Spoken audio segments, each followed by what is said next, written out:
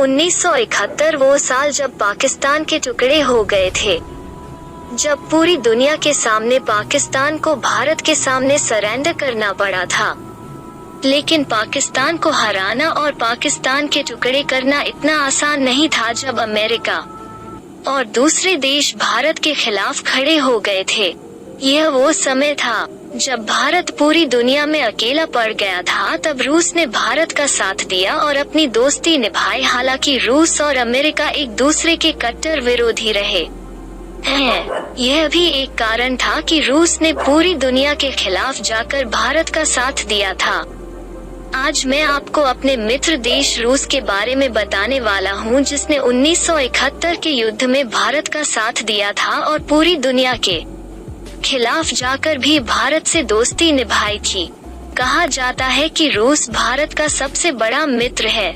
लेकिन क्या आप जानते हैं कि किस तरह से रूस ने 1971 की लड़ाई में भारत का साथ दिया था, जिस समय पूरी दुनिया भारत के खिलाफ हो गई थी? उस समय रूस ही था जो भारत का साथ निभा रहा था। आइए जानते हैं। सबसे पहले बांग्लादेश की आजादी की जंग। पाकिस्तान ने हमेशा से ही भारत पर बार बार हमला किया है। पाकिस्तान शुरू से ही भारत के टुकड़े करना चाहता है। 1971 के युद्ध से पहले बांग्लादेश पाकिस्तान का हिस्सा हुआ करता था, जिसे ईस्ट पाकिस्तान के नाम से जाना जाता था। पाकिस्तान के इस हिस्से में रहने वाले लोग हमेशा से ही पाकिस्तान द्वारा कुचले जाते थे। यह लोग चाहते थे कि इन्हें पाकिस्तान के जुल्मों से आजादी मिल जाए। पाकिस्तान के लोग ईस्ट पाकिस्तान से रहने वाले लोगों और वहां के नेताओं को बिल्कुल भी अहमियत नहीं देते थे। इसलिए सरकार में ज्यादातर लोग वेस्ट पाकिस्तान से ही चुने जाते थे। इसी वजह से इस पाकिस्तान के लोग वेस्ट पाकिस्तान से छुटकारा पाना चाहते थे।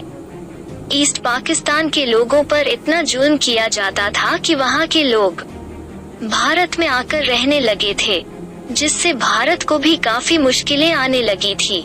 यही नहीं, ईस्ट पाकिस्तान में रहने वाले बंगाली लोगों को उर्दू को ही अपनी मुख्य भाषा चुनने के लिए कहा जाता था, जिसके कारण ईस्ट पाकिस्तान यानी बांग्लादेश में विद्रोह शुरू हो गए थे।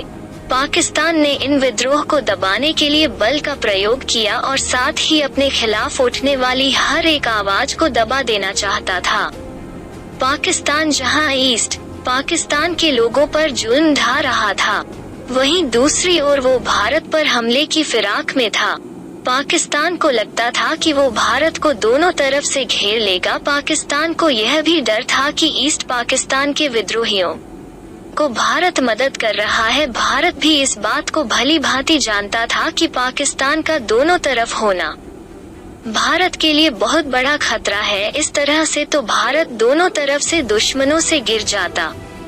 पाकिस्तान को लगता था कि वह 1948 की तरह भारत के कुछ हिस्सों पर अपना अधिकार कर लेगा। तब तक अमेरिका बीच बचाव करेगा और जीते हुए हिस्से उसके कब्जे में रह जाएंगे।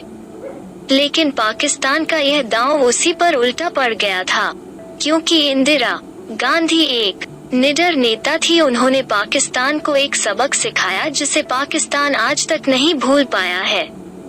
पाकिस्तान को अपनी आधी जमीन और सेना खोनी पड़ी। सेकेंड वर्ल्ड वॉर के बाद यह सबसे बड़ा मिलिट्री सरेंडर था। आप जानते थे 1971 भारत पाकिस्तान युद्ध। पाकिस्तान युद्ध की तैयारी कर चुका था।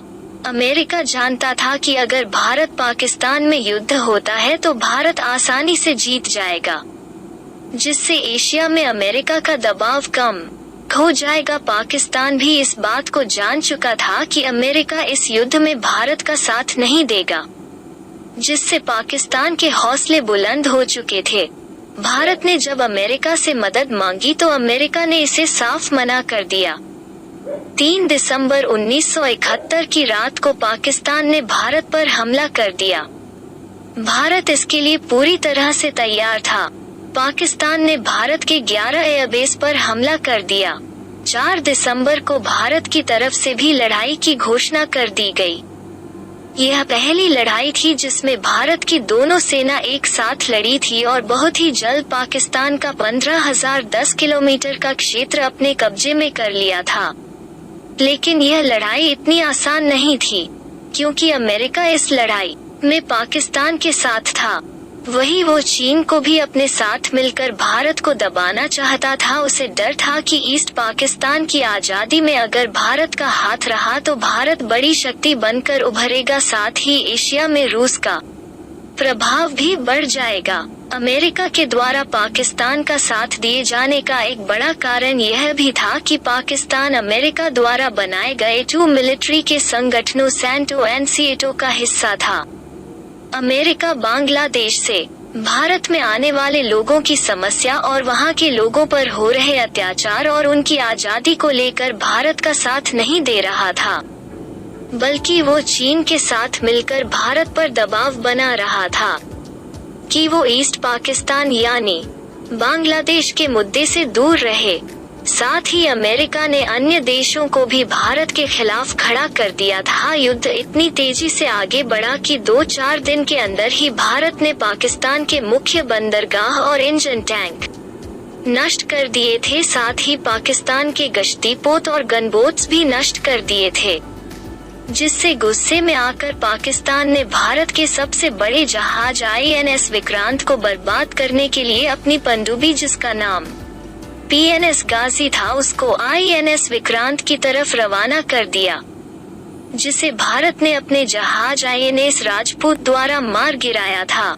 आइए अब जानते हैं रूस और भारत के बीच संधि। भारत में इंदिरा गांधी ने एक कठोर कदम उठाते हुए 9 अगस्त 1971 को सोवियत यूनियन के साथ शांति, भाईचारे और सहयोग की संधि पर हस्ताक्षर कर दिए, जिससे अमेरिका पूरी तरह से भारत के खिलाफ हो गया था।